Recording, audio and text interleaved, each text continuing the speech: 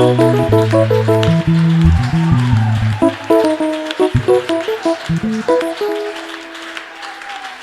sais, ça va. Écoute-moi d'abord.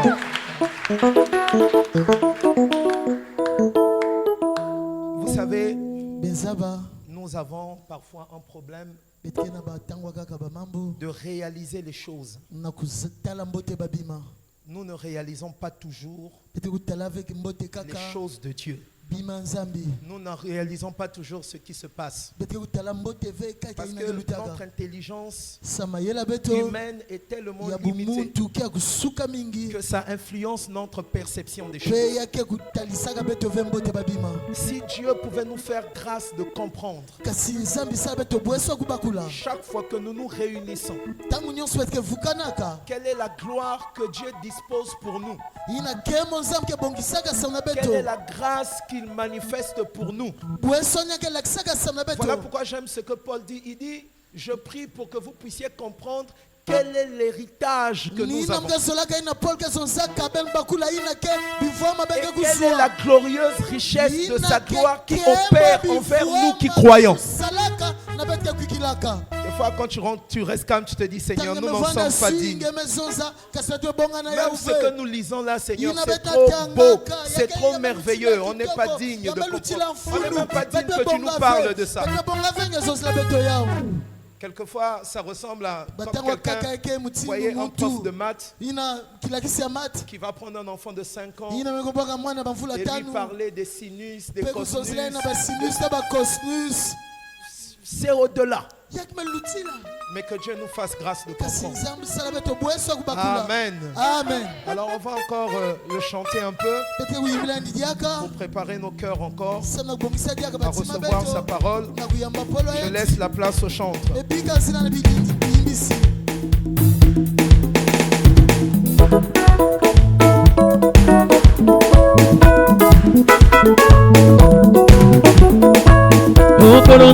Kolonzambe nanguya Kolonzambe toyembe liyo lelo Kolonzambe totato liyo lelo Kolonzambe tobine liyo lelo Kolonzambe nanguya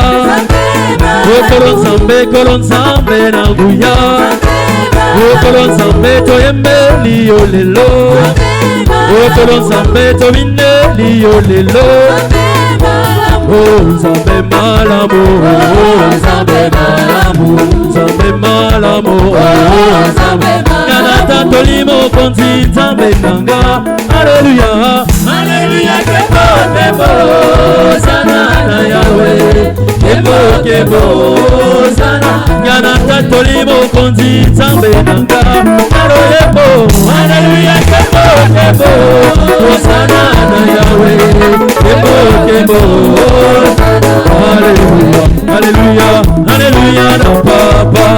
Alléluia, Alléluia, Alléluia, na papa. Oh, Alléluia, Alléluia, Alléluia, na bokonzi. Alléluia, Alléluia, Alléluia, na papa. Oh, Alléluia, Alléluia, Alléluia, na elombe. Alléluia, Alléluia, Alléluia, na papa. Matena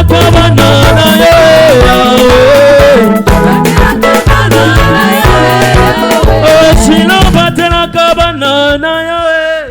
Reprends ça, moi-même je vais chanter.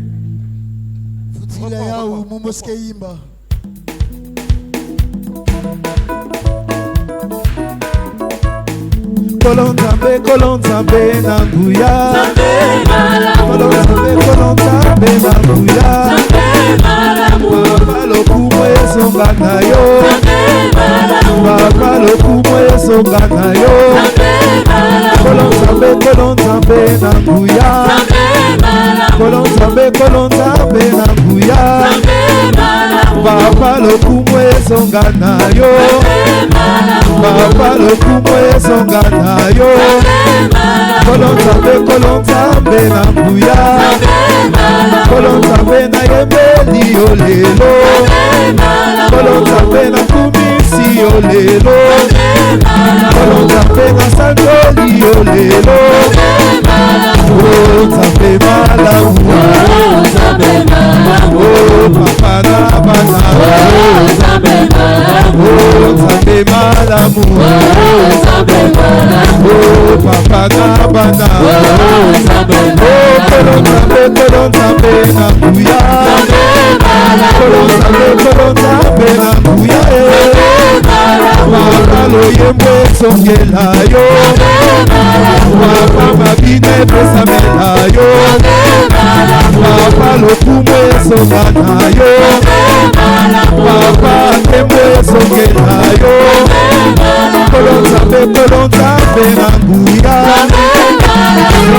Kolon Nzambe na buya. Papa nyonso songela yo. Lelo nyonso songela yo. Kati na biso nyonso songela yo. Nzambe malamu. Papa na bana. Nzambe malamu. Papa na bana. Bana yebeli mokondi Nzambe na. Alléluia.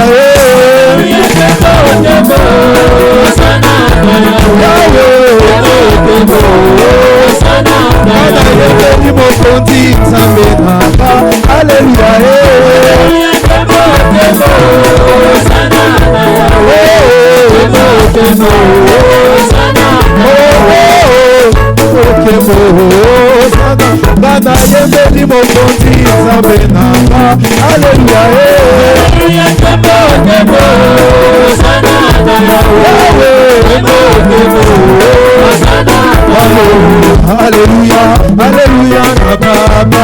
Alléluia, alléluia, alléluia, na papa. Alléluia, alléluia, na mon côté. Alléluia, alléluia, na papa. Alléluia, alléluia, alléluia, na masia. Alléluia, alléluia, na papa. Alléluia, alléluia, alléluia, na mon côté. Alléluia, alléluia,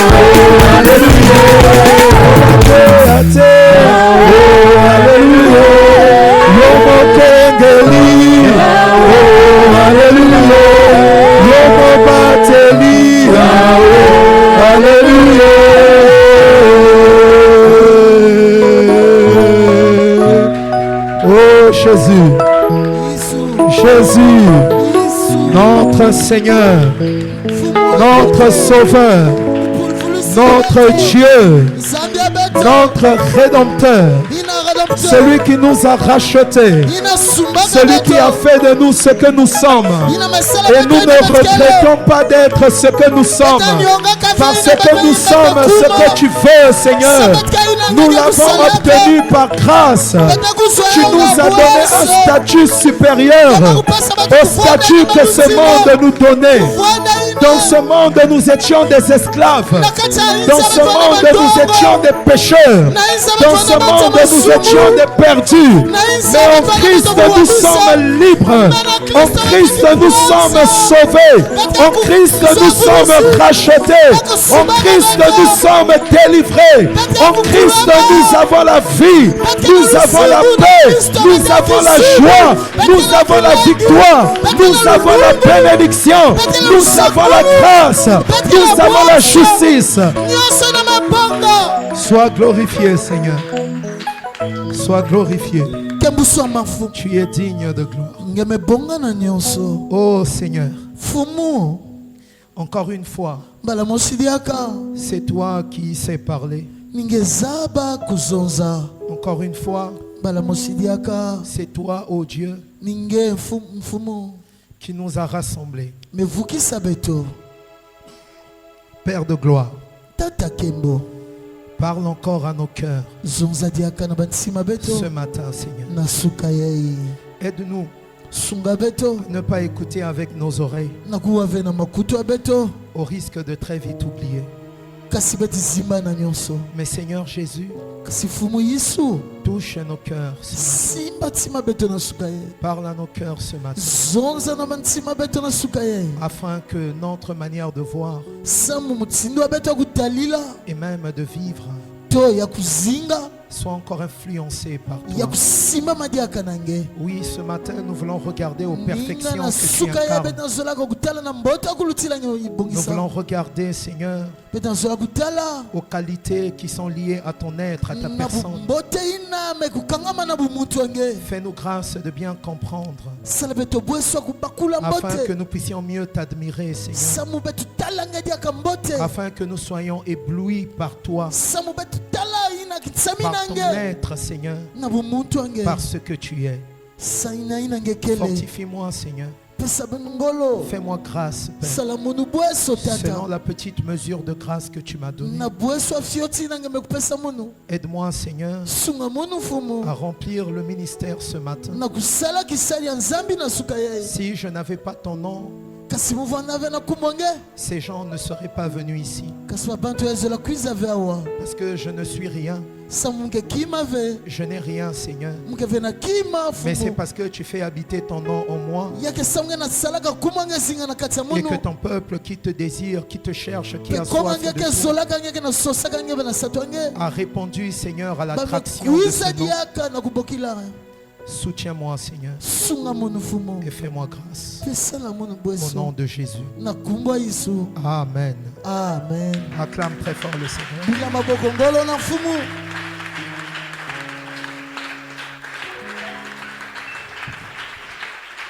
Le bien-aimé va aller directement dans Hébreu chapitre 10.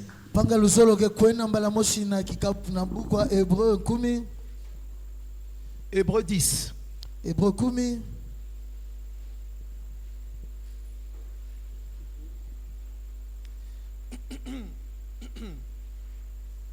Tu lis là où nous avons lu vendredi,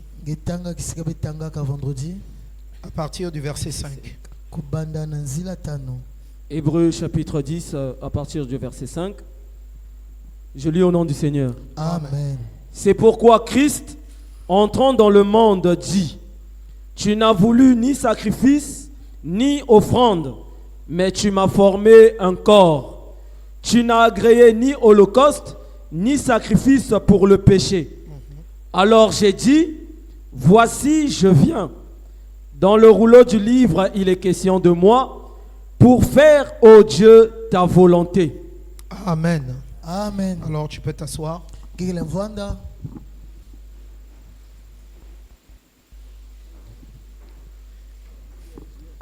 Je vous salue au nom du Seigneur Jésus. Que sa grâce et sa paix soient avec vous. Nous le bénissons encore pour cette matinée. Parce que non seulement il nous a accordé la grâce d'être vivants, le chien aussi a la vie. La poule de ton voisin aussi a la vie. En termes de vie, nous ne sommes pas différents d'eux. Le païen aussi qui vit dans le péché a la vie. Il est vivant, la vie physique. En cela, nous ne sommes pas différents d'eux. Mais non seulement nous avons la vie, mais il nous fait la grâce de nous tenir dans sa présence, de lui rendre culte. Et ça, c'est un privilège. Dieu disait à Israël, demandez au peuple, est-ce qu'il y a un peuple qui a un Dieu qui soit aussi proche de lui comme moi l'Éternel je le suis avec vous. C'est une grâce. Ce matin, normalement on va mettre un point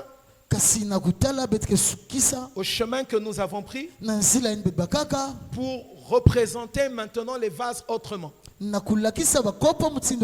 Comme je le disais dimanche dernier, c'est très compliqué de suivre quand tu sautes les enseignements. Mais ce matin, nous voulons parler un peu de Jésus-Christ. De cet homme obéissant. Parce que j'ai remarqué que, frère, les assemblées se créent au nom du Seigneur. Tout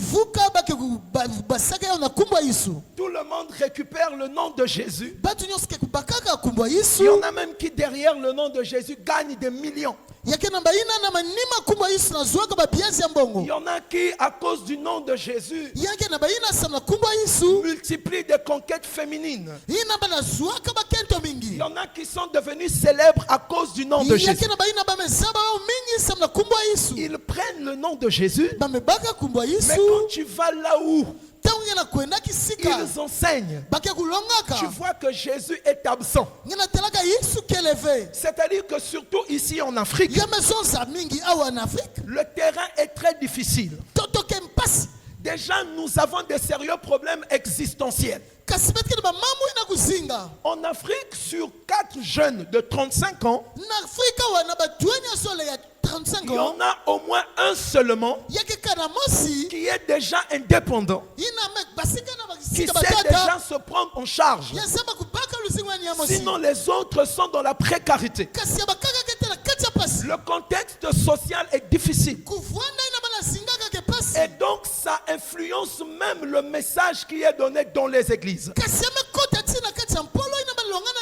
Au point où tu peux entrer dans une assemblée. Quand on dit tu seras la tête et non la queue, cette année assurément c'est ton année. Tes ennemis tu les verras s'écrouler. Tu vas marcher sur un tapis royal. On va te célébrer. Ton nom sera grand. Frère, l'église est en feu. Les gens sont en ébullition. En réalité, on leur vend du rêve. Parce que cette manière de prêcher n'a rien à voir avec l'évangile. Et moi, je prie Dieu. Peu importe la galère du Congo. Peu importe la misère du Congo. Peu importe ta misère. Peu importe tes difficultés sociales. Je ne veux pas adapter la parole à tes besoins. Que Dieu me garde de le faire. Si la parole répond à tes besoins, gloire à Dieu. Mais je ne peux pas faire de ton besoin le fondement de la doctrine de l'église. Et je sais que les gens n'aiment pas ça. Les gens n'aiment pas être enseignés. Pourquoi? La prophétie le dit. Dans les derniers temps, Les gens auront la démangeaison d'écouter les choses agréables à l'oreille. Ils se feront une foule de docteurs parce qu'on va leur dire ce qu'ils veulent entendre. Tu es une princesse, tu es un prince, ton ennemi, tes adversaires, ceci, cela. Non. Au point où tu peux voir, on parle de Jésus. Le cœur de quelqu'un est froid. Mais dès que tu vas parler social, il va s'émerveiller. Son cœur va bouillir. Vous savez, avant que l'évangile ne puisse progresser, nos parents allaient consulter les nganga. Mais quand ils allaient chez les nganga, ils n'allaient pas pour être enseignés. Ils allaient pour chercher des faveurs sociales. Comment vaincre le sorcier? Comment chasser le mauvais sort? Comment guérir une maladie? Si c'est un chasseur, comment avoir la possibilité de trouver encore plus de gibier? Et donc un pasteur qui vient proposer les mêmes choses, mais en se servant du nom de Jésus, en réalité c'est un féticheur. J'ai toujours dit ceci, et c'est la vérité. Nous ne sommes pas les seuls à prêcher. Et nous ne sommes pas les premiers à prêcher. En réalité, nous ne venons que derrière. Et nous voyons ce que les autres ont fait. Et qui ont le témoignage de la vérité de Christ. Les premiers à qui Jésus a dit, vous serez mes témoins, ce n'était pas moi. Ce n'était même pas toi. C'était des gens qui l'ont vu marcher, qui l'ont écouté, qui ont entendu sa voix. Et donc le témoignage est certain. Jésus, c'est le centre de la prédication. Acte chapitre 9. La Bible dit Philippe, non, acte 8 je pense. La Bible dit Philippe est allé en Samarie. Il prêcha le Christ. Donc la prédication de Philippe était basée sur une personne. Mais quand il l'a fait, le Christ qu'il a présenté s'est glorifié en répondant aux besoins des gens. Mais il n'a pas inversé les choses. Comment tu peux présenter la conséquence sans la cause? La cause de la délivrance, la cause de la guérison, la cause de la joie, de la restauration, c'est le Seigneur Jésus. Voilà pourquoi dans Colossiens, l'apôtre Paul dit, c'est lui que nous annonçons, pas autre chose. Nous l'annonçons, lui le Seigneur. Nos cœurs devraient se réjouir quand on entend parler de lui. C'est lui le centre de tout. Amen. Ce soir, nous voulons parler un peu de son obéissance, de l'obéissance de ce vase, Jésus-Christ. Nous avons dit ceci. Je veux vraiment être trop clair. Que Dieu m'aide. Nous avons dit ceci. Que quand dans le livre de Philippiens, l'apôtre Paul parle du Seigneur Jésus, il parle de la nature du Seigneur. Il dit que Jésus, ayant existé en forme de Dieu, n'a pas vu son égalité avec Dieu comme une proie à arracher. Mais il s'est humilié lui-même. Il a pris la forme d'un serviteur. Il est paru comme un homme. Et donc, le Dieu qui était dans l'éternité s'est manifesté dans le temps, dans ce monde-ci, dans un corps d'apparence humaine. Et il était venu pour être obéissant. Il était venu pour obéir. Obéir à qui? Obéir au plan que lui-même il avait établi. Donc Jésus, son obéissance a été achevée par la mort de la croix. Parce qu'il est écrit qu'il s'est rendu obéissant jusqu'à la mort de la croix. Donc la croix, c'était le point culminant de l'obéissance de Christ. Maintenant, quand nous rattachons ça avec Hébreu, Hébreu dit ceci. Quand Christ entrait dans le monde, parce qu'avant sa naissance à Bethléem, il existait déjà. Et c'est lui le créateur.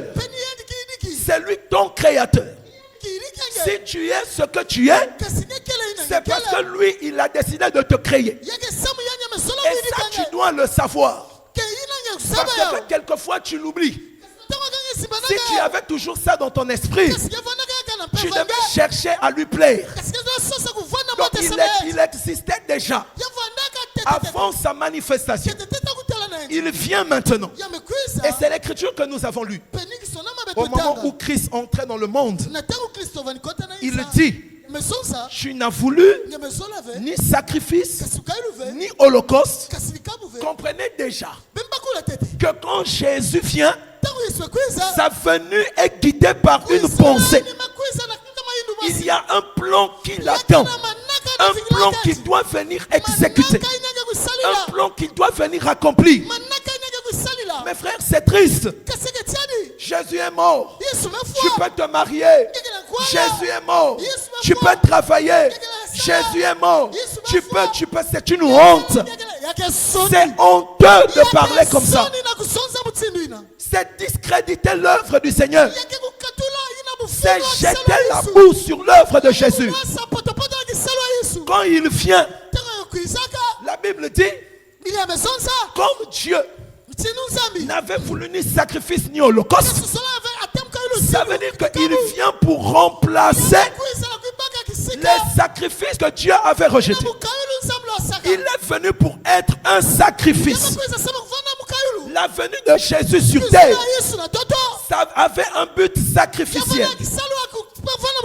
Nous l'avons dit vendredi. Là, c'est juste un petit rappel. Il dit, tu n'as créé aucun sacrifice pour le péché. Voici, je viens, oh Dieu. Là, c'est Jésus qui parle. Pour faire ta volonté. Donc, quand Jésus a porté la chair, il n'est pas venu pour faire ta volonté.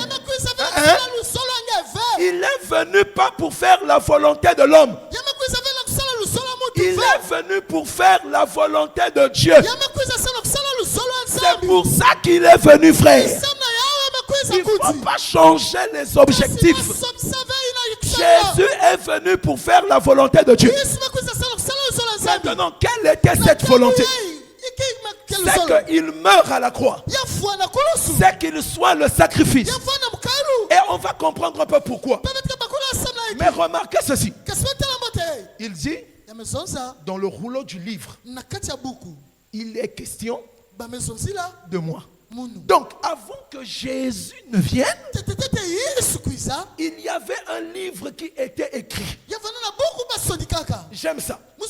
Maintenant, dans ce livre-là, était prévu ce que Jésus devait faire. Donc, quand Jésus arrive, il ne pouvait en aucun cas s'écarter de ce qui avait été dit de lui.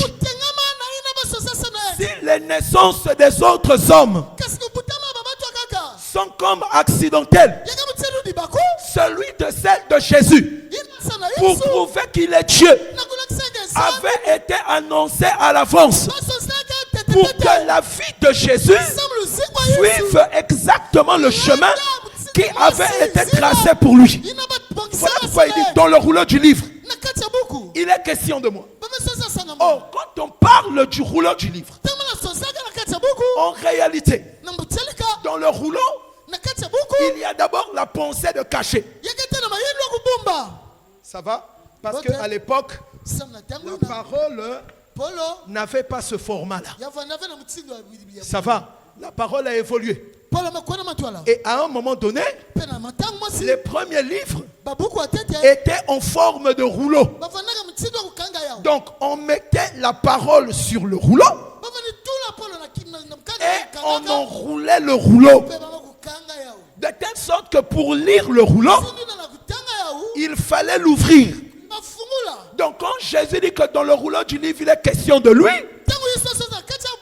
cela nous parle de ce que il était un mystère dans le rouleau. C'est-à-dire, il avait été annoncé de manière cachée. Et le rouleau, c'est le support de la parole. Quand nous voyons Moïse, il a pris les paroles de la loi, il a mis ça sur un livre. Et quand nous allons chez le prophète Jérémie, prenons quand même le témoignage. Je veux les points où par lesquels je passe. Je ne veux pas trop m'arrêter là-bas. Mais prends quand même Jérémie 36. Verset 2. Jérémie 36, verset 2. Oui. Prends un livre. Prends un livre.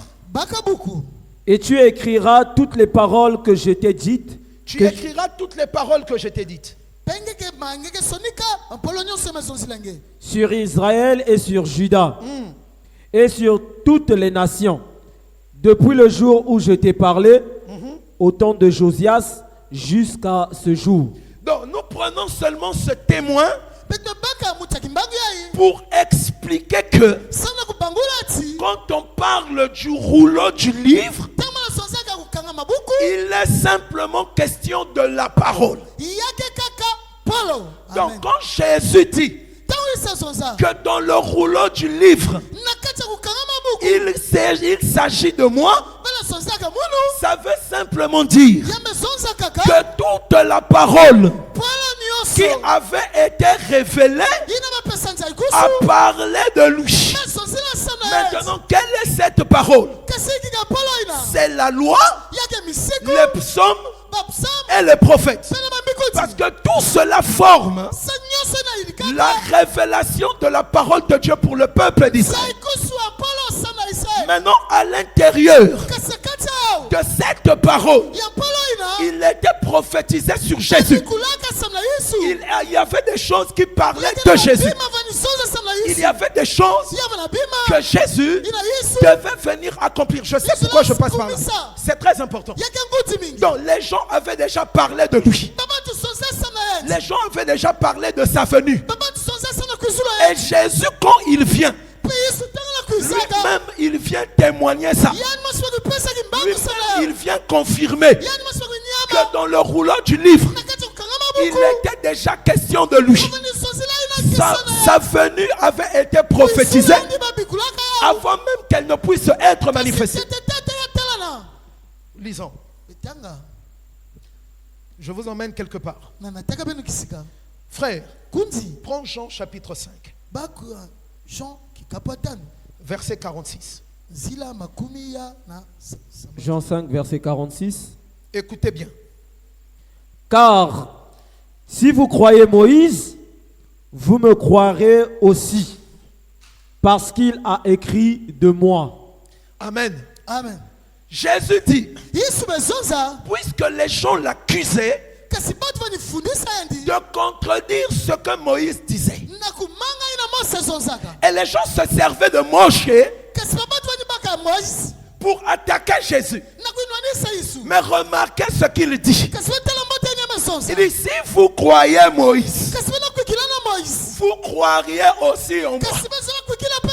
Pourquoi? Parce que Moïse a écrit à mon sujet. Donc c'est comme si Moïse le connaissait déjà.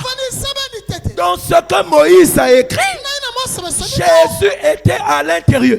Voilà pourquoi il dit, si vous avez bien compris Moïse. Oh, Moïse emmenait quoi?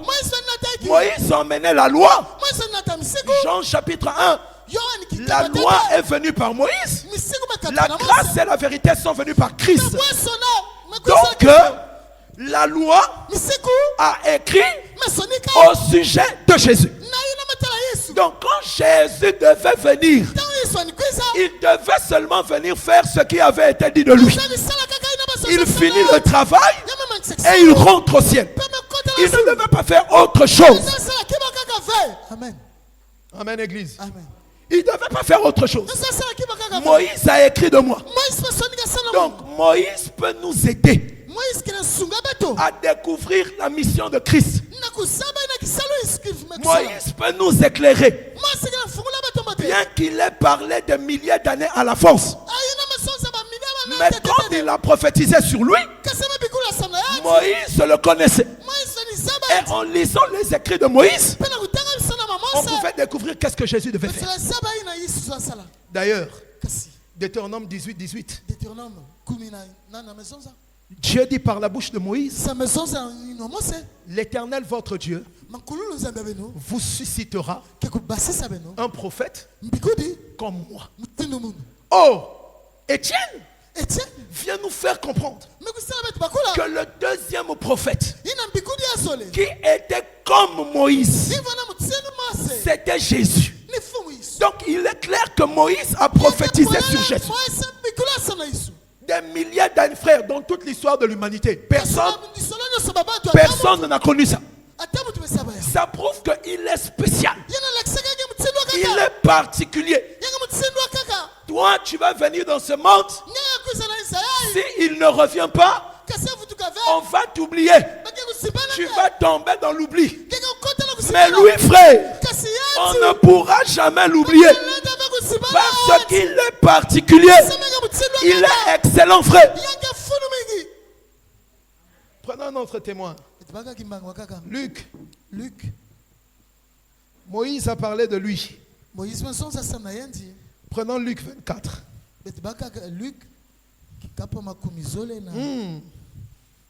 Luc 24.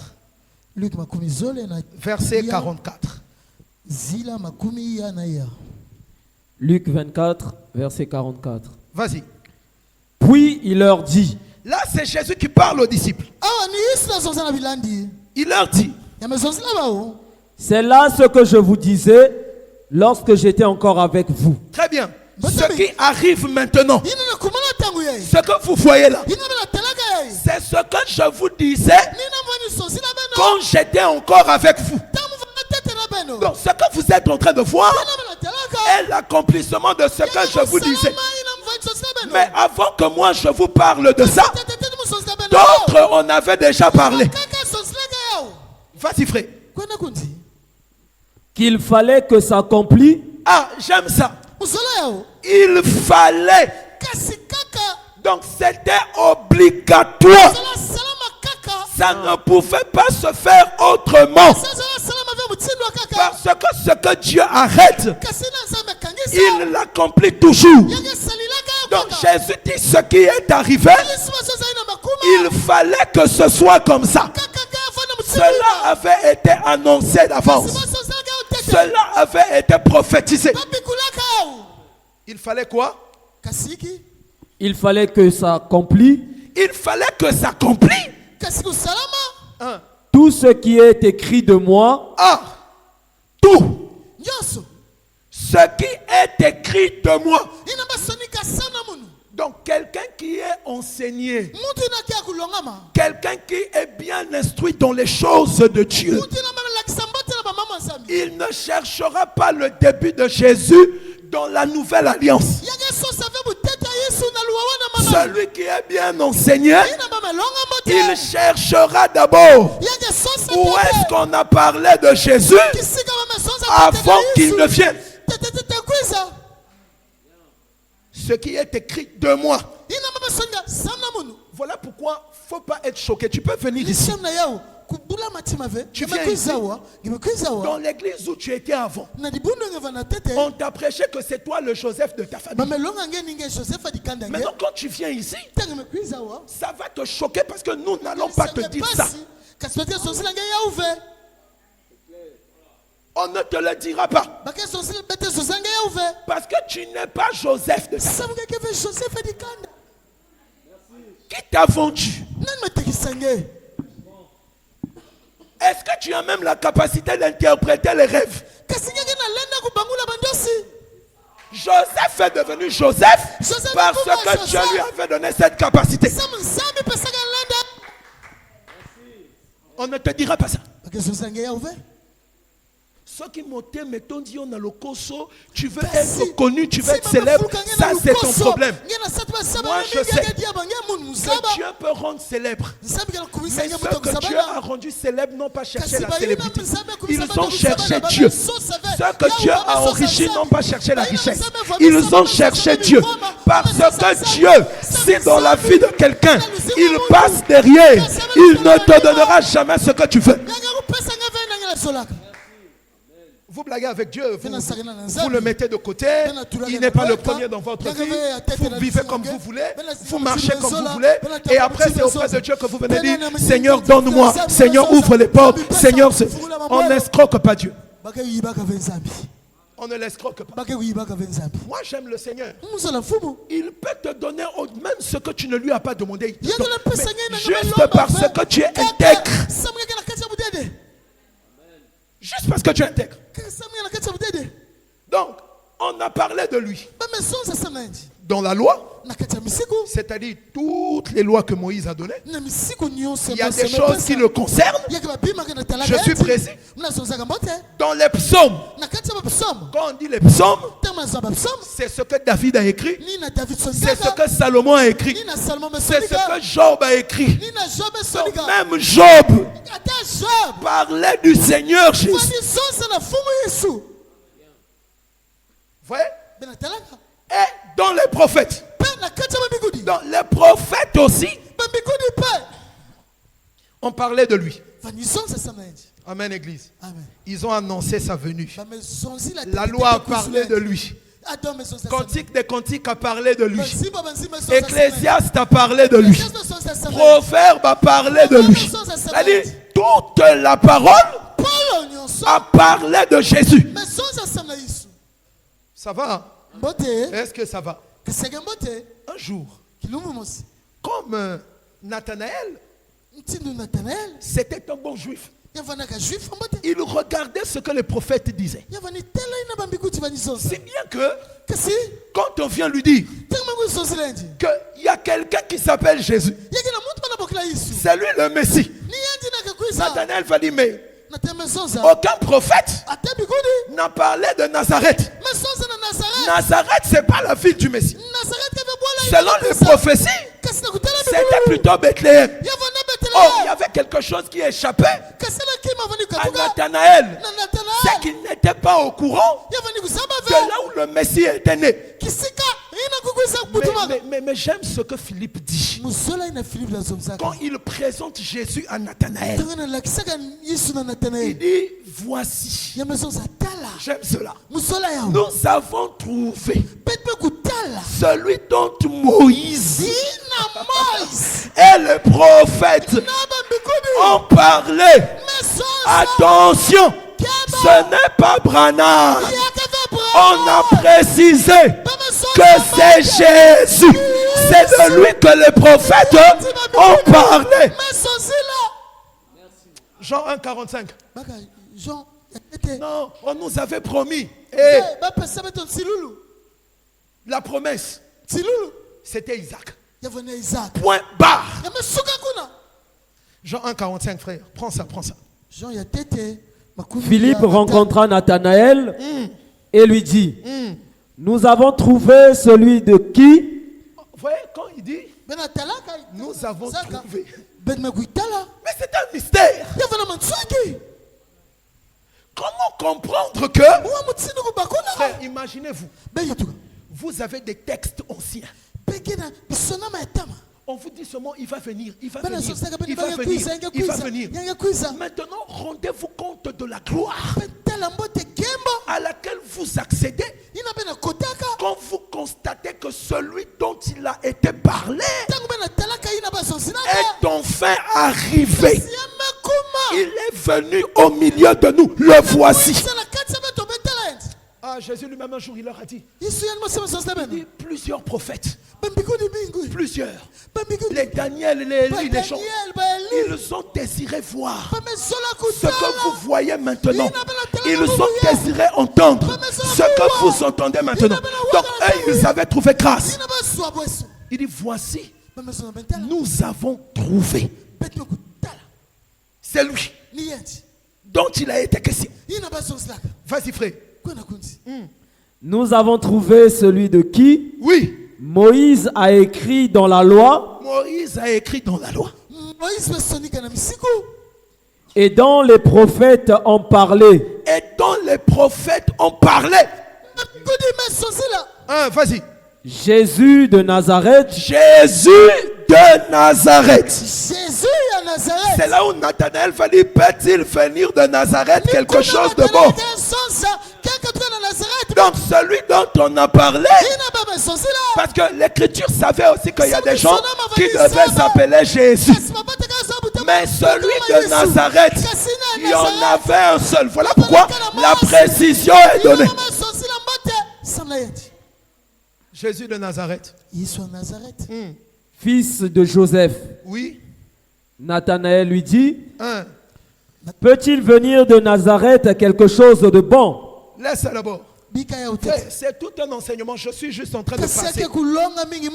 Je suis juste en train de passer. Maintenant, tu vas te dire, mais pasteur, tu ne fais que nous dire, on a parlé de lui, on a parlé de lui. Il devait venir faire quoi? Qu'est-ce qu'on dit de lui qu'il devait faire? Parce que Jésus n'est pas venu se marier ici. Il n'est pas venu faire des enfants. À mon côté. Mais les quelques années de sa vie ont suffi même pour montrer aux hommes de ce siècle. Pardon, j'ouvre une parenthèse. Ça m'a fait du bien. Vous savez, quand vous voyez, même un âne parler de Dieu, ça fait du bien. Ça va? Il y a quelqu'un qui a dit, oh, s'il faut que j'invite quelqu'un, c'est Jésus que je vais inviter. Mais il n'est pas chrétien. Il n'a jamais même rencontré Jésus. Mais seulement à cause de la vie de cet homme, il a dit, vous pouvez garder tout le reste, moi je préfère l'inviter. C'est celui qui nous suffit. Mais qu'est-ce qu'il devait venir faire? Ce que Moïse, les prophètes, les psaumes ont dit de lui, l'apôtre Pierre résume ça en une pensée. Il résume ça en une seule chose. Jésus a fait beaucoup de choses. Ces miracles avaient été annoncés aussi. Et quand il est venu, il les a accomplis. Mais l'apôtre Pierre va résumer la prophétie que Jésus devait accomplir en une chose. Prends maintenant un Pierre. Prends un Pierre. Frère, il faut aimer l'enseignement.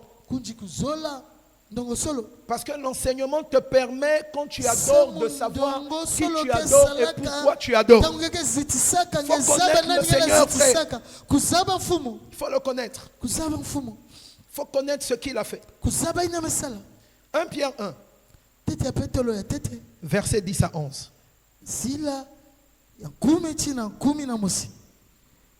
1 Pierre 1, verset 10 à 11. Les prophètes qui ont prophétisé touchant la grâce qui vous était réservée ont fait de ce salut l'objet de leur recherche et de leur investigation. Donc les prophètes cherchaient quand est-ce que le salut va se manifester. Vas-y. Voulant sonder l'époque et les circonstances marquées par l'Esprit de Christ qui était en eux, et qui attestait d'avance. Donc, parce que quand on dit l'Esprit de Christ, attesté d'avance, c'est-à-dire que les prophètes étaient en train de prophétiser. Ils étaient en train d'annoncer à l'avance quelque chose en rapport avec Christ. Et qu'est-ce qui était en rapport avec Christ? que les prophètes annonçaient, c'était quoi, frère? Les souffrances de Christ. Les souffrances de Christ.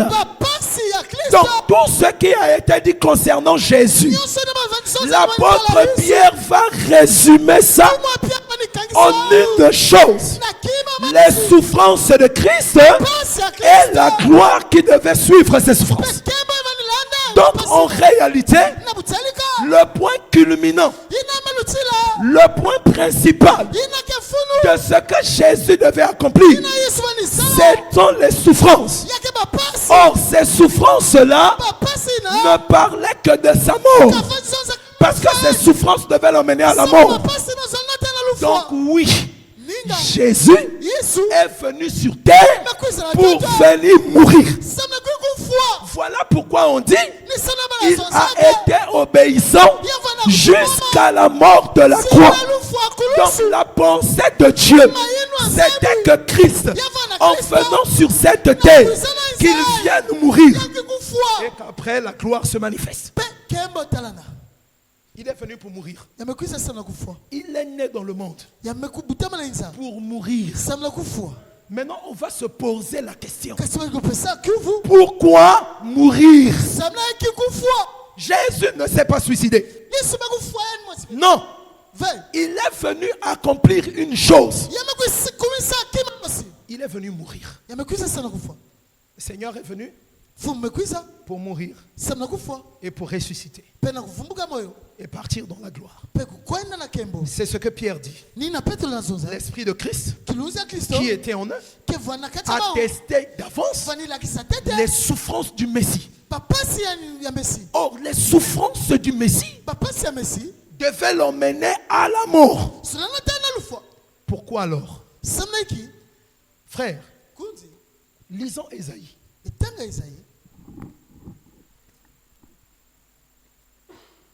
Lisons Ésaïe. Ésaïe, écoute bien. Ésaïe chapitre 33.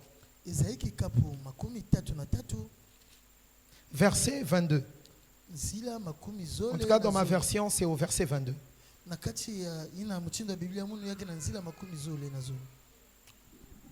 Ésaïe 33, verset 22. Vas-y. Car l'Éternel est notre juge. L'Éternel est notre quoi? Il est notre juge. Continue. L'Éternel est notre législateur. L'Éternel est notre législateur. Vas-y, frère. L'Éternel est notre roi. Très bien. C'est lui qui nous sauve. Ok. Je vais faire vite parce que je suis en train de ramasser à gauche et à droite. L'Éternel est notre juge. L'Éternel est notre législateur. L'Éternel est notre roi. Quand il est juge, il ne cesse pas d'être législateur. Quand il est législateur, il ne cesse pas d'être juge. Il ne cesse pas d'être roi. Suivez très bien. L'Éternel, Dieu, c'est un juge. Qui est le juge? Le juge, c'est celui qui veille au respect de la loi. De telle sorte que quand la loi est violée, le juge vient prononcer la condamnation. C'est-à-dire, c'est le juge qui établit que ici, la loi a été violée. Et comme la loi a été violée, voici la condamnation. Aujourd'hui, dans nos sociétés au temps moderne, on parle du pouvoir judiciaire. Ça va? Parce que Dieu incarne toutes ses fonctions. Il joue tous ses rôles. Et dans l'Antiquité, comme le roi était la manifestation de Dieu. Oh là là, excusez-moi. J'ai la gorge très asséchée. Comme le roi était la manifestation de Dieu, du moins en Israël, le roi était le juge. Voilà pourquoi Salomon a jugé. Quand les deux prostituées sont venues lui présenter un procès, le roi était législateur. Mais comme Israël était la nation de Dieu, cette fonction-là, c'est Dieu lui-même qui l'accomplissait. Et le roi régnait. Une seule personne. Chez nous aujourd'hui, dans les démocraties, on parle pouvoir judiciaire, les juges. Donc, ce n'est pas le président de la République qui juge les gens. On parle du pouvoir législatif. Quand on dit législateur, le législateur, c'est celui qui fait la loi. C'est celui qui fait la loi. Voilà. Le législateur, c'est celui qui fait la loi. Autrement dit, c'est le créateur de la loi. Il n'y a que dans nos pays où on voit les députés acheter les pains et les bières. Ce n'est pas leur travail. Comme Congolais aussi, le consommer l'outil là. Voilà, vous entretenez la pagaille. Non. Leur travail, c'est d'adopter des lois pour conduire le Congo. Maintenant, je laisse le Congo. Je reviens chez Dieu. Dieu est le juge parce que c'est lui qui juge. Dieu est le législateur parce que c'est lui qui donne la loi. Et Dieu est le roi parce que c'est lui qui règne et qui sauve. Ok? Jusque là ça va? Frère, le juge, quand tu le croises, il a un pouvoir. Frère bien-aimé, il faut demander aux gens qui ont déjà été convoqués au parquet. Quand un juge t'appelle, même si tu sais que tu as raison, parce que tu sais dans ton cœur que celui-là peut confisquer ma liberté, frère, tu n'es pas à l'aise. Faut pas jouer avec le juge. Un juge, il a un mot à dire sur ta liberté. Le juge a un mot à dire sur toi. Frère, en début d'année, je me suis retrouvé dans une affaire terrible. J'avais raison, frère. Et dans ma formation, permettez-moi, c'est un petit témoignage. Frère, j'ai étudié les lois du Congo. Donc je savais que j'avais raison. Mais quand j'ai reçu la convocation, frère, j'ai manqué la paix. J'étais obligé de prier Dieu. Pourtant je savais que j'avais raison. J'avais acheté quelque chose. Après on m'a créé des problèmes. Mais quand je partais voir le juge, j'avais seulement l'intercession dans la bouche. Dieu merci, tout s'est bien passé. Frère, un juge, c'est le pouvoir. Le pouvoir de condamner. Je sais pourquoi j'insiste. Donc quand on dit que Dieu est juge, il a la capacité de condamner. Frère, dans nos pays, il y a des gens qui ont été mis en prison. Malgré les interventions, ils pourrissent là-bas. Voilà pourquoi en tant que ton pasteur, je te conseillerais aussi d'être sérieux dans la vie. Évite des problèmes avec des gens, frère. Si tu vas créer des histoires, la grâce ne te fera pas échapper la prison. Attention.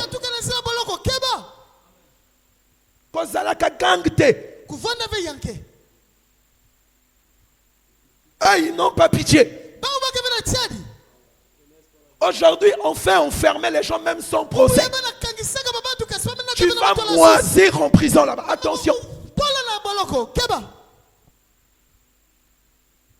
Maintenant, ça, Ce sont les attributs de Dieu.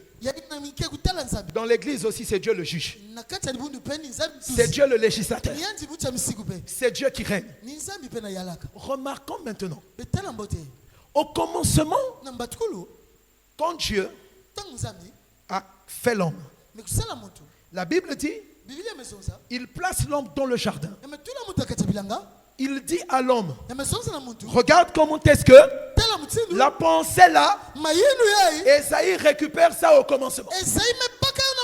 Il dit à l'homme, tu mangeras de tous les arbres du jardin, sauf du fruit de l'arbre de la connaissance du bien et du mal. Dieu agit comme qui? Hein? Je demande à l'église. Hein? Le législateur. Vous voyez? La loi là ne venait pas d'Adam. Ça venait de Dieu. Il a dit, tu es dans le jardin. Regarde la loi que tu dois observer. Donc, c'est lui le législateur des hommes. C'est pas le Parlement congolais. Hein? Le vrai législateur, c'est Dieu. Donc, chaque créature devrait s'inquiéter de comment il respecte la loi. Parce que c'est lui le législateur. Il répète ça avec Israël dans le désert. Il dit à Moïse, monte, je te donnerai les paroles. Donc Dieu est le législateur. En réalité, l'homme n'a pas de liberté. Il est soumis au législateur. Mais dans la même loi, on voit Dieu se manifester comme un juge. Parce qu'il dit, le jour où tu en mangeras, tu mourras. Donc la désobéissance de la loi contient en elle-même un châtiment. Donc Dieu a déjà dit que cette loi-ci, si tu la violes, regarde comment tu seras jugé. Il est quoi? Le juge. Mais nous voyons aussi qu'il était le roi d'Adam. Puisque Adam avait été mis dans le jardin pour servir Dieu. Adam, par rapport à la création, Adam était roi. Mais par rapport au créateur, Adam était un serviteur. Adam pêche. Adam désobéit. Quand il désobéit, le juge avait dit, la sentence, c'est la mort. La mort ne vient pas du diable. La mort vient de la condamnation que Dieu a prononcée en tant que juge. Suivez-moi très bien. En tant que juge, il a décidé de condamner l'homme par la mort. Frère, regarde comment la mort est vraie. Et la mort est une sanction irrémédiable. C'est Jésus qui est venu nous montrer que c'était possible de vaincre la mort. Pardon? C'est Jésus qui est venu nous montrer que c'était possible de vaincre la mort. Mais le jugement, la condamnation de la mort, qui peut l'ôter? Qui peut l'enlever? Et quand nous parlons de la mort dans les Écritures a plusieurs facettes. Il y a la mort comme la séparation avec Dieu. Frère, quand on est séparé de Dieu, c'est une mort. Mais que vaut la vie sans Dieu? Frère, c'est-à-dire aujourd'hui, ayons goûté à Christ. Mais comment je peux vivre sans lui? Mais ce monde est foutu. Et le diable est sans pitié. Il fait des hommes ce qu'il veut. Pour ceux qui suivent l'actualité, il y a un célèbre musicien américain qui est poursuivi en justice. Mais quand vous voyez ce que cet homme faisait, Mais c'est ignoble. Mais le diable sait avilir les gens. La vie sans Dieu, c'est vraiment la mort. Il n'y a rien de bon en dehors du Seigneur. On vit dans un monde foutu. Le diable suscite la pauvreté. Et cette pauvreté emmène la manifestation des péchés les plus variés. À cause de la pauvreté, les gens deviennent escrocs. Les gens deviennent brigands, vendus. À cause de la pauvreté, les femmes se prostituent. Il y a au moins 3 semaines, j'étais devant un kiosque de Mobile Money. Je faisais une opération. Et il y a une dame qui est venue. C'est une dame que je connais. Parce que je vais souvent dans leur bureau lorsque je dois faire certaines formalités. Elle me voit. Elle me dit, ah, c'est-à-dire un courage yakindoki. Elle me dit, ah, vous savez, c'est pas écrit ici apôtre. Hein? Et même si c'était écrit, ça ne devait pas suffire pour arrêter certaines personnes. Elle me dit, ah, enfin tu souris. C'est-à-dire, j'étais dégoûté. J'avais honte. J'avais honte qu'une femme me parle comme ça. Et la dame du Mobile Money qui dit, oh, mais il a l'habitude de sourire. J'ai dit, mais ça c'est quoi ça?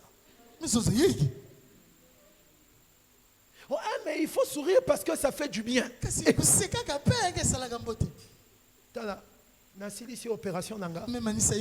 suis parti sans regarder derrière. J'ai continué. Frère, ce monde est foutu. Le diable règne. Tu as un peu la grâce, tu es au milieu des gens qui craignent Dieu. Tu penses que partout dehors c'est comme ça. Il n'y a pas la crainte de Dieu ici-bas. Il n'y en a pas, frère. La crainte de Dieu c'est en Christ. Et c'est triste de voir des gens qui écoutent la parole, mais qui ne craignent pas Dieu, qui vivent comme dehors. Vous croyez qu'elle s'habille mal, pourquoi? C'est une raison. Et c'est la fin qui emmène beaucoup de filles à la prostitution. Amen, Église. Amen. Mais ça, c'est pourquoi quand on est séparé de Dieu, on est mort. Parce que quand Adam a désobéi, il n'est pas mort physiquement. Mais il a réalisé qu'il était nu. Ça veut dire qu'il a été séparé de Dieu. La mort, c'est aussi la vie du péché. Nous étions morts dans nos offenses. Donc quelqu'un qui pêche, qui ne fait que pécher, qui vit dans le péché, c'est la manifestation d'un homme mort. Ça va, Église, hein? Donc Dieu ne perçoit pas la mort seulement quand tu n'as plus le souffle. Non. La mort pour Dieu, c'est un état. Mais cet état provient de quoi? De sa fonction de juge. Il a jugé que le péché doit entraîner la mort. Et un pécheur, c'est un mort. Amen, Église. Ce matin, si tu veux savoir quel est ton état, regarde seulement ta vie. Regarde seulement ta vie. Quand les péchés sont constants dans ta vie, tu es mort. Et la mort, c'est aussi le feu. T'as la frère de toutes les condamnations que Dieu peut prononcer contre l'homme. Celle-là, il faut l'éviter. Amen, Église. Là, je te parle sérieusement. Dieu peut te frapper de maladie, il peut te frapper de pauvreté, de sécheresse. Mais frère, le feu, La Bible dit les temps de feu, c'est la seconde mort. Donc vous voyez, la mort qui avait été prononcée au commencement, la finalité, c'est le feu. Pour tous les rebelles. Les hommes de ce monde vous diront non, c'est des mensonges. C'est des mensonges. Mon frère, je vais te donner seulement un indice. Que la parole de Dieu est vraie. Tu sais, même quand tu ne crois pas, même quand tu n'es pas croyant, il y a des choses, quand tu les fais, ta propre conscience, pas la parole, ta propre conscience te dit ce que je viens de faire là aussi quand même, c'est trop sale. Pourquoi? Ça prouve que tes actions sont jugées. La Bible dit, tes pensées peuvent t'accuser. Il a mis 7 éléments pour que toi-même tu sois d'abord conscient que je suis un pécheur, je suis mauvais. Amen. Faut pas suivre les théories. Parce que quand il n'y a pas le jugement, qu'est-ce qu'on voit, frère? Le libertinage. Même dans une maison, quand il n'y a pas de règles, les enfants font n'importe quoi. Il n'y a aucune sanction pour les arrêter. Amen, Église. L'humanité, sans Christ, finira dans le feu. La manifestation de la condamnation. Dieu agira comme juge. Donc la mort produite par la désobéissance va jusqu'à les temps de feu. Ce sont des sujets sérieux. Mais comment ça a disparu des assemblées? Comment quelqu'un ne sait pas que ce monde a une issue? Mais c'est pour ça que les chrétiens copient les païens. Ils croient que rien n'arrivera aux païens. Qui vous a dit ça? Qui vous a dit que tout ce que vous voyez là, jusqu'au rejet de l'évangile, qui vous a dit que ça restera impuni? Qui vous a dit ça? Il est le juge. Il est le législateur.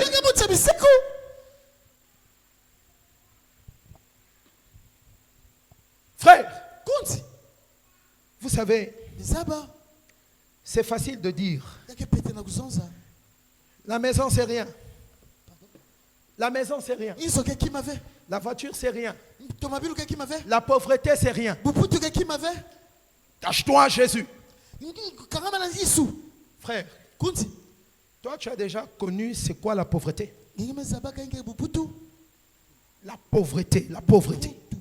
Et puis tu restes fidèle.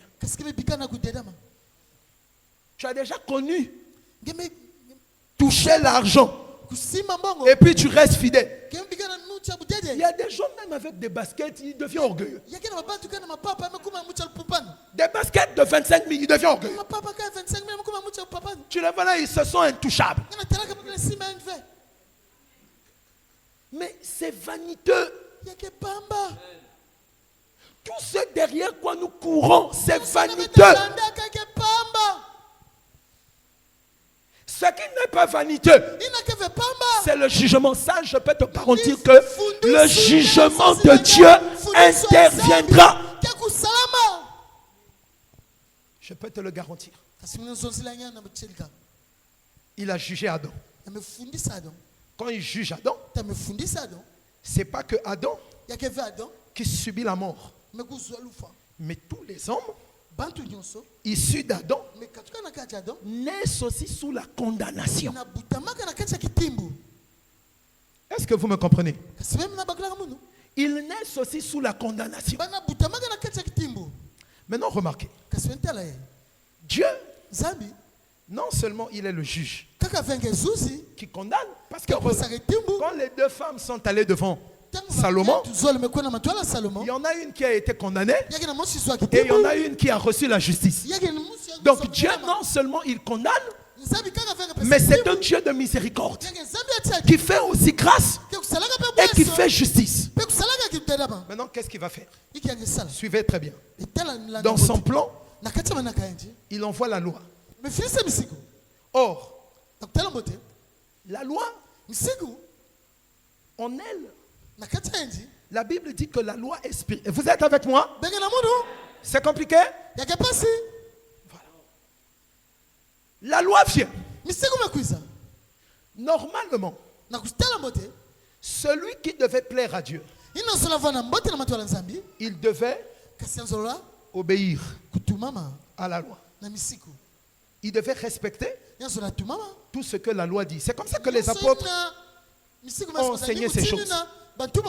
L'apôtre Paul le dit. Lisons un peu ça. Dans Romains.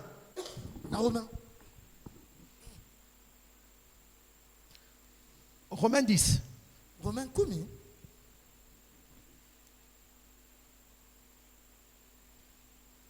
Romains 10, verset 5. En effet, Moïse définit ainsi la justice qui vient de la loi. Donc, la justice, parce que le juge, ne l'oublions pas, le juge est là pour appliquer la justice. Amen, Église. Le juge est là pour appliquer la justice. Maintenant, Dieu va mettre la justice, la règle de justice. Il met ça dans la loi. La loi qui a été donnée à Israël. Donc, la loi, en réalité, devait conduire l'homme à la justice. C'est-à-dire, Dieu a condamné l'homme, il donne la loi. Malgré la condamnation, si tu obéis à la loi, tu es juste devant Dieu. Pourquoi l'homme a été condamné? Parce qu'il était injuste. Donc Dieu prend la justice, il met ça dans la loi. Pour être juste, fallait obéir à la loi. Et la Bible dit, mes frères, la loi est spirituelle, mais l'homme est charnel. Donc, malgré l'excellence de la loi, la nature de l'homme ne pouvait pas l'emmener à être juste. Est-ce que quelqu'un comprend? Donc, en réalité, dans la loi, Dieu a atteint un objectif. Démontrer qu'il est impossible d'être juste.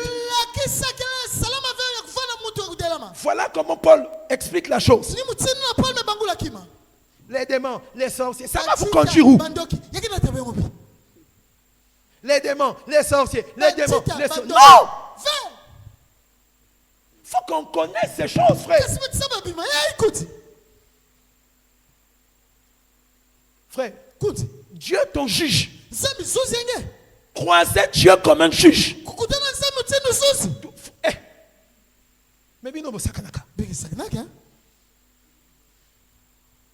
Vous blaguez? La grâce est vraiment trompeuse. Tu as dit quoi?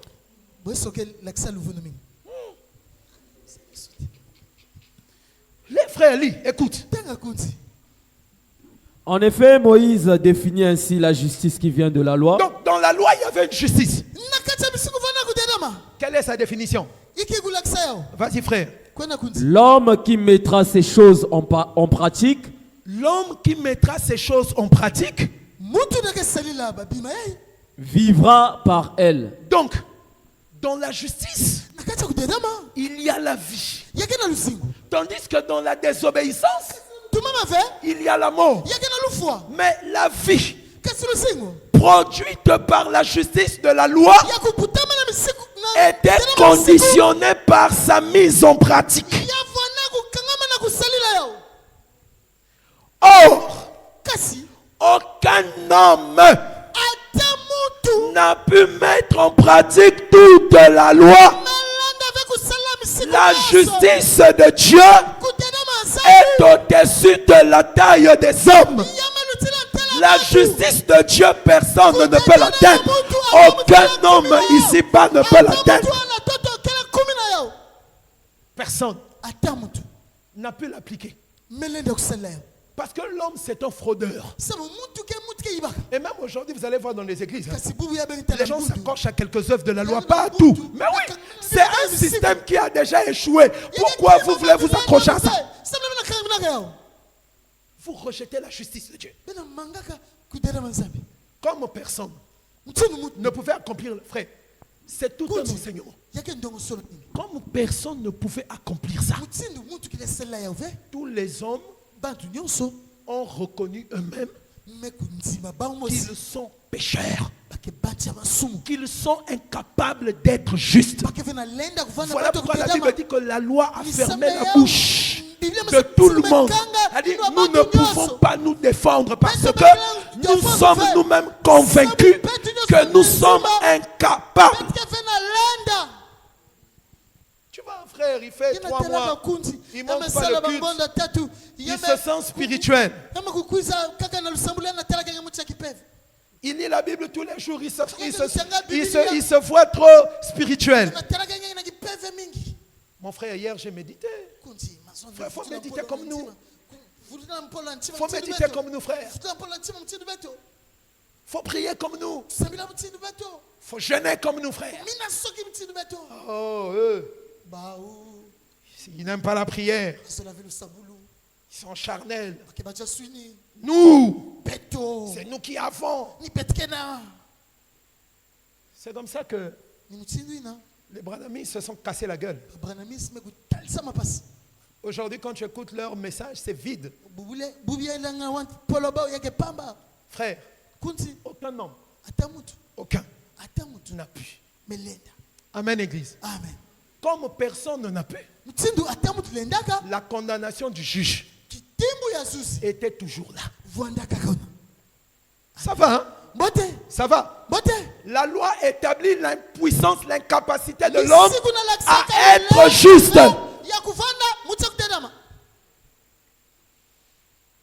Ngeke muyibi ya courant, non? Tu vois le courant?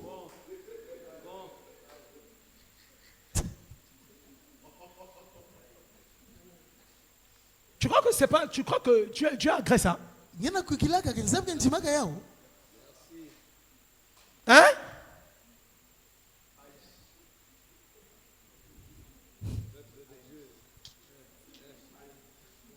Faut te poser des questions. Pourquoi toi une sœur? Pourquoi toi une maman? Tu as toujours tendance à nous montrer tes formes. Même de manière silencieuse. Même de manière cachée. Au point où même des sœurs qui servent le Seigneur, elles se lèvent comme ça, tu vois les traces de son slip. Ça vient d'où?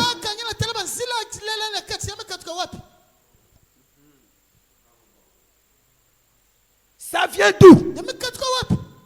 Qu'est-ce qui t'anime? C'est le péché. C'est le péché. Maintenant, imagine-toi. En dehors de Christ. La décence, c'est pas ici. Il y a des sœurs. Merci Seigneur. Il y a des sœurs. Et je le dis à votre honte.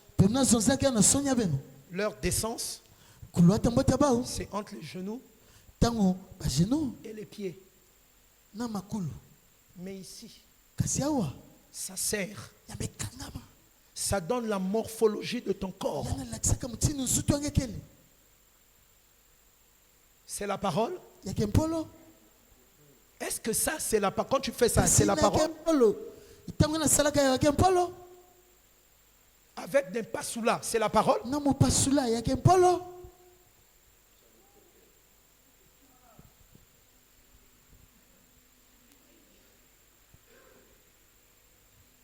Voilà. Et des gens comme ça. Quand une sœur tombe dans l'impudicité, la sœur là, toi aussi tu es impudique, même si tu ne couches pas avec un homme, quand tu nous exposes ton corps, tu es une impudique. La différence, c'est que l'autre, elle a fait. Mais toi, tu dis aux gens, regardez seulement. Faites dans vos pensées.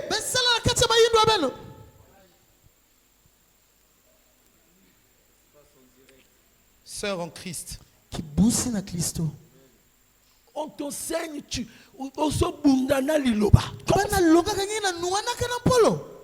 alors que ça, ce sont les éléments. Mais quand une maman fait ça, tu veux maudire qui?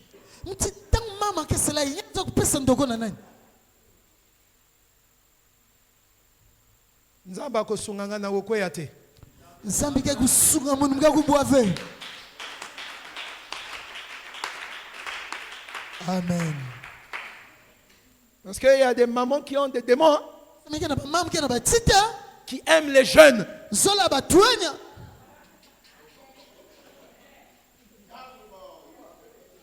Elles veulent se renouveler. Non. Le renouvellement dont tu as besoin, c'est celui de ton intelligence.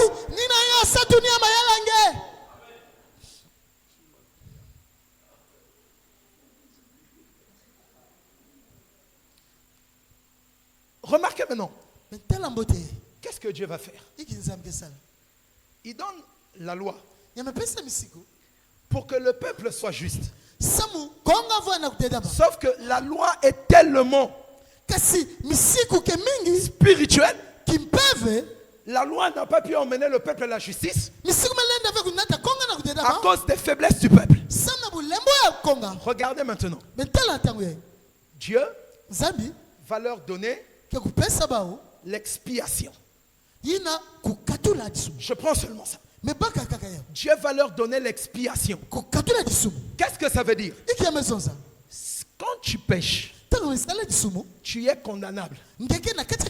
La condamnation, c'est quoi? Hein? Oh, vous écoutez, non? C'est la mort. D'accord? Maintenant, Dieu leur donne l'expiation dans la loi. Tu vois? Donc, la loi te montre c'est quoi le péché. La loi te montre comment ce péché doit être condamné. Mais la loi te montre aussi comment ce péché peut être expié. Dans l'expiation, il y a quoi? La condamnation frappe quand même. Mais sauf que ce n'est pas le coupable qui est condamné. Dans le langage des hommes, ça veut dire quoi? C'est moi qui suis allé voler. Je mérite par exemple 5 ans de prison. Maintenant, il y a quelqu'un qui vient, qui dit que il va en prison pour moi. Ça veut dire quoi? Cette personne a expié mon péché. C'est-à-dire, il a payé pour que la condamnation ne tombe pas sur moi. Attention, l'expiation ne veut pas dire la disparition de la condamnation. Non. Même dans l'expiation, la condamnation est là. Oh, la condamnation du péché, c'est la mort. Ça veut dire qu'il n'y a pas d'expiation sans la mort. Est-ce que quelqu'un comprend? Il n'y a pas d'expiation sans la mort. Dieu leur donne l'expiation au travers des multiples sacrifices qui étaient donnés pour le péché. Donc celui qui a péché, il emmène un sacrifice. Le sacrifice là, on le tue. Qu'est-ce que Dieu cachait? Que l'animal est jugé à la place du pécheur. Que l'animal meurt, parce que la mort, c'est ça la condamnation.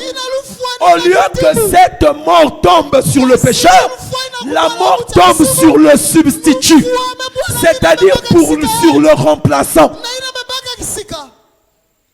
Donc Jésus est venu pour mourir.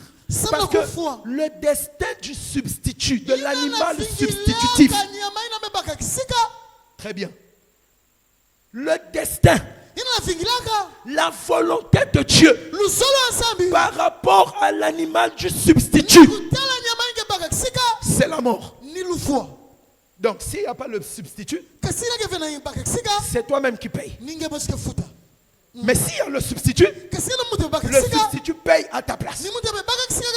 Donc, quand Jésus meurt, il est en train d'accomplir la volonté de Dieu en rapport avec la réparation du péché. Il n'est pas mort à cause de ses propres péchés. Non. Nous avons vu vendredi qu'il est la parole. Il n'a rien en commun avec Adam. Jésus n'avait pas un sang humain. Attention. La Bible dit qu'il a racheté l'église par son sang. Et on dit que c'est Dieu qui a racheté l'église par son sang. Le sang de Jésus, c'est le sang de Dieu. Et c'était impossible qu'il puisse pécher. Mais, à cause de nous, à cause de notre péché, à cause de nos péchés, il accepte le jugement. Voilà pourquoi dans le jardin de Gethsemane, le Seigneur va employer une expression que les prophètes utilisaient pour parler de la colère de Dieu. Quelle était cette expression? Suivez-moi très bien. Il dit, Père, s'il est possible, éloigne cette coupe de moi. Oh, le prophète Jérémie, prophétisant sur les jugements qui devaient s'abattre sur le royaume de Juda, il parle aussi de la coupe. Donc la coupe parle de la colère de Dieu. C'est que Jésus, en mourant pour nous, en souffrant pour nous, il était en train de boire toute la condamnation telle que Jésus a été traité. C'est comme ça que la justice de Dieu doit traiter le pécheur. Peut-être que tu ne le sais pas. Même le plus petit des péchés, entre guillemets, mérite le jugement de Dieu. C'est pour ça que moi je ne comprends pas. Les gens écoutent l'évangile, mais ils sont confortables dans leur péché. N'avez-vous pas lu ce que Paul dit à Damas et partout?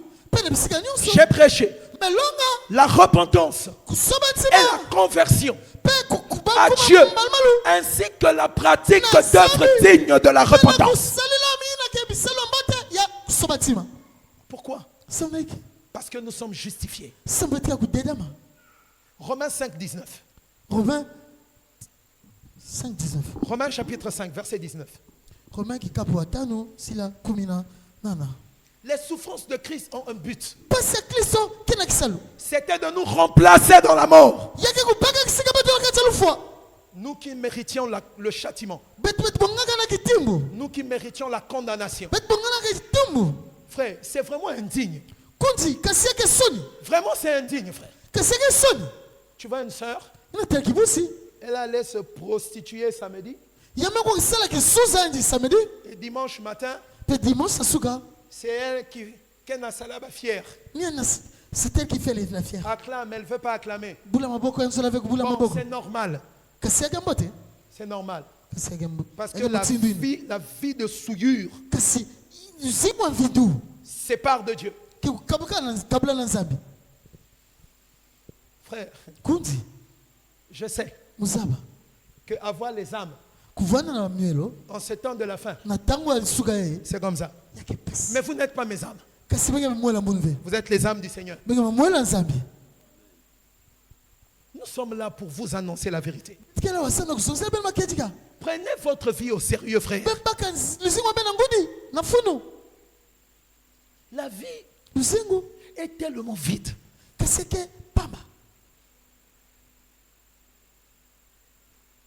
Même 50 millions. Ata bakiasi. Ah, le jour que j'aurai ça. Le jour que j'aurai ça. Le jour que je vais me marier. On a célébré des mariages ici. Tout le monde dans l'église. Aujourd'hui. Où en sommes-nous? Ils dorment au ciel. Ils mangent le vent.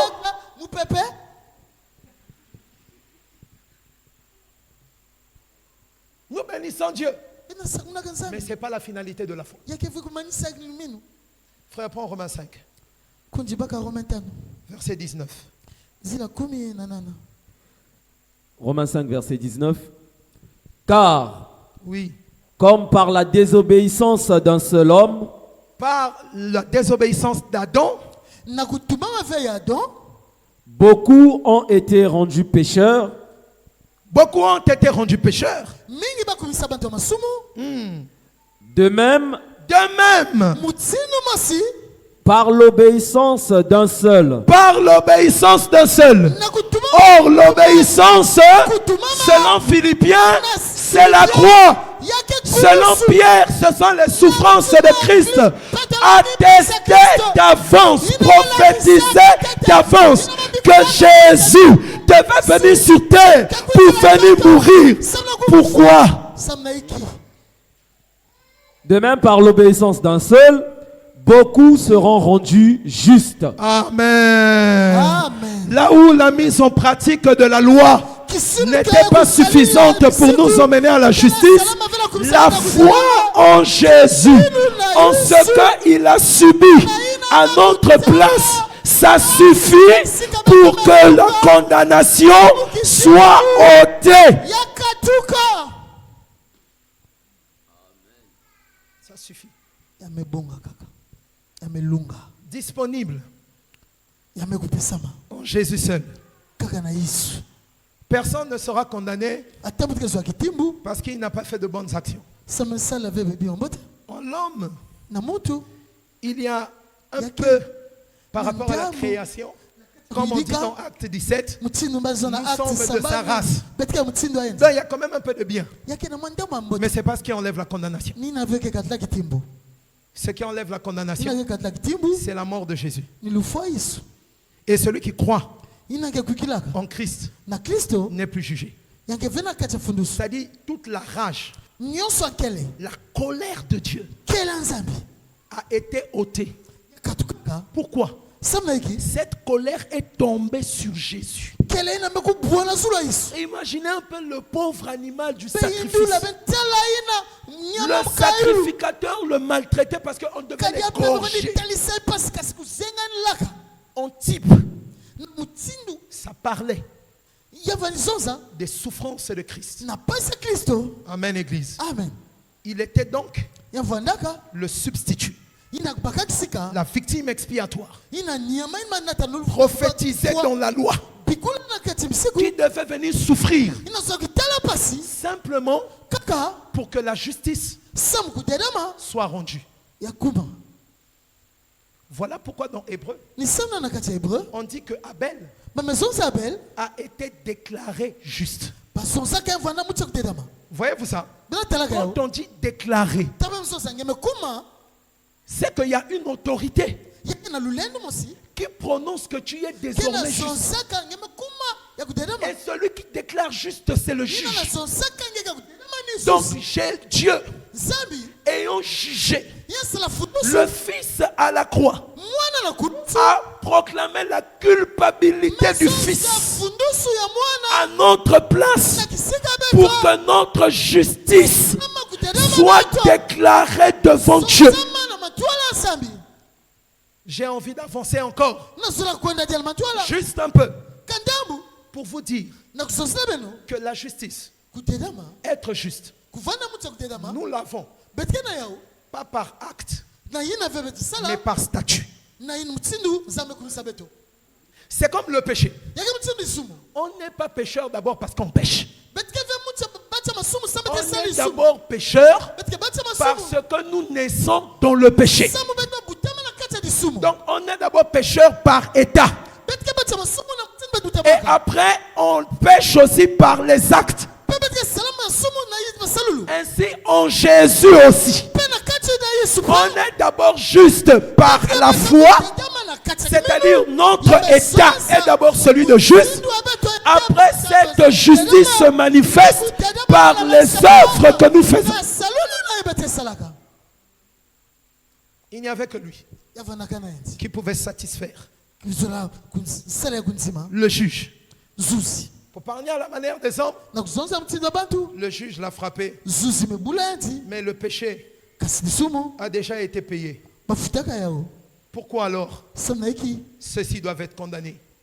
C'est pour ça que dans le jardin de Gethsemane, Jésus pose un acte prophétique. Les gens viennent pour les arrêter tous. Il dit ceci. Il dit ceci. Prenez-moi, laissez aller ceci. Alléluia. Il dit prenez-moi, laissez aller ceci. Plus personne ne peut te condamner. Et c'est là où le bien-aimé Paul va dire: il n'y a plus de condamnation pour ceux qui sont en Christ. Cette condamnation, c'est pas la condamnation des sorciers de ta famille, c'est pas la condamnation de tes ennemis, c'est la condamnation de Dieu. Parce que oui, tu étais condamné, mais à cause de Christ, il n'y a plus de condamnation. Voilà l'évangile, frère. Voilà l'évangile. Tu sais pourquoi tu as cru. L'évangile responsabilise. Frère, je ne vais pas fuir le péché parce que j'ai peur de rendre des comptes à quelqu'un. Je ne vais pas fuir le péché parce que je sais que je suis pasteur et que si je pêche, les gens vont être scandalisés. Non! Je fuirai le péché parce que mes yeux ont vu le prix payé par mon Seigneur Jésus. Mes yeux ont vu comment est-ce que lui il a payé à ma place pour que je sois libre. C'est suffisant pour me responsabiliser, pour ne pas cracher sur l'obéissance de Christ. Je ne peux pas cracher dessus. Non, je ne peux pas. Je ne peux pas fouler aux pieds la grâce de Dieu. Je ne peux pas fouler aux pieds les peines de Christ. Je ne peux pas fouler aux pieds les souffrances de Christ. Sinon, je suis condamnable au plus haut point. Dieu a voulu me sauver. J'ai rejeté son salut. Qu'est-ce qui m'attend? La condamnation. La condamnation. Jésus est venu dans un corps pour venir accomplir la justice de Dieu. Frère, imaginez-vous le Créateur, le Dieu Tout-Puissant, des petits soldats romains en train de le malmener. Quel acte d'amour! Quelquefois, quand nous nous réunissons ici, on fait manger. Il y a des mamans qui viennent. Non, papa, je te sers quoi? Papa, je te sers quoi? Pourquoi? Parce que je suis pasteur. Ils voient en moi une certaine dignité. Mais à combien plus forte raison? La dignité de Dieu. Mais il se dépouille.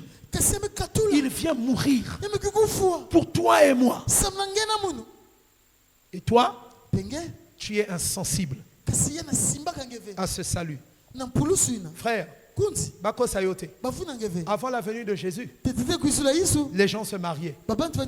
Avant la venue de Jésus, les gens travaillaient. Vous savez, il y a des sujets de prière qui sont aussi liés à l'environnement social. Il y a des pays, taux de chômage, -1. C'est-à-dire il y a plus de travail que des travailleurs. Vous croyez que dans un tel pays, quelqu'un peut prier: Seigneur, donne-moi le travail?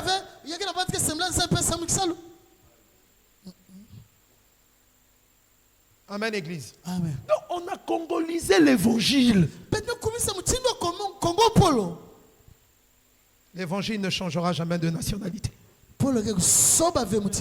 Il est céleste il restera céleste. Pour des hommes destinés au ciel. Amen, Église. Amen.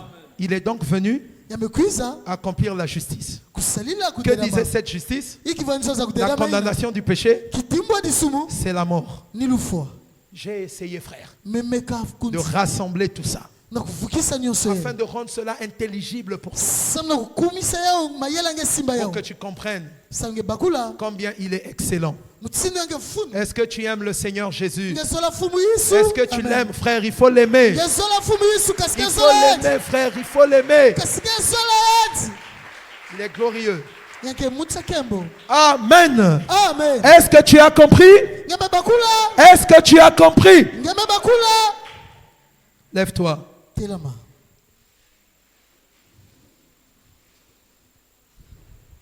Ah, j'ai débordé. J'avais beaucoup de choses à dire. Ferme tes yeux. Tu n'as peut-être jamais pris conscience que la vie passe. La vie passe. Tout est éphémère ici-bas. Tout est passager ici-bas. La plus grande preuve d'amour de Dieu, c'est qu'il a été notre sauveur. Il nous a sauvés de sa propre colère. Il nous a sauvés de sa condamnation. Ses frères, sœurs, déjà quand nous allons finir ici, ce culte restera un souvenir dans ta tête. Le problème, ce n'est pas ce que tu as écouté ce matin. Le problème, c'est ce que tu fais de ce que tu as écouté. Jésus est venu souffrir, boire la coupe, porter la colère que nous méritions. Alléluia. Ce matin, je veux que tu regardes encore à ce qu'il a fait. Je ne te connais pas. Je ne connais pas ta vie. Il y a des gens ici que je ne vois que le dimanche. Est-ce que tu t'es déjà posé la question? Si Dieu revêtait ses vêtements de juge, comment me voit-il? Est-ce que je vis comme quelqu'un qui a reçu la justice de Christ? Est-ce que je vis comme quelqu'un dont les péchés sont pardonnés? Ou bien tu t'en fous? Tu crois que tu as le temps qui t'a séduit comme ça, qui t'a trompé comme ça. Tu es sérieux avec les choses passagères, mais avec les vraies choses, tu es moins sérieux. Ah, que Dieu te fasse grâce. Qu'il te fasse grâce afin que tu comprennes. Qu'il te fasse grâce afin que tu saisisses l'œuvre du Seigneur.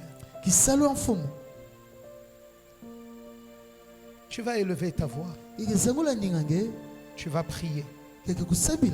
Tu vas parler à Dieu. Je ne sais pas. Qu'est-ce que tu peux lui dire après avoir écouté de telles choses? Je ne sais pas. Qu'est-ce que tu peux lui exprimer pendant que les écritures, pendant que l'explication retentit dans ton cœur, pendant que cette parole que tu as entendue fait écho dans ton cœur? Qu'est-ce que ça te pousse à dire? Au nom de Jésus, parle à Dieu ce matin. Parle à Dieu. Parle à Dieu. Alléluia.